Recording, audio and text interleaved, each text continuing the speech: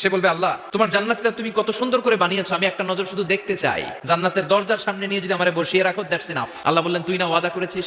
সে বলবে আল্লাহ আমারে হতভাগা বানাইয়া তোমার কি লাভ? সুবহানাল্লাহ পড়ে, আমারে তুমি হতভাগা বানিও না। আল্লাহ বলে ঠিক আছে, আবার সিগনেচার কর যে জান্নাতের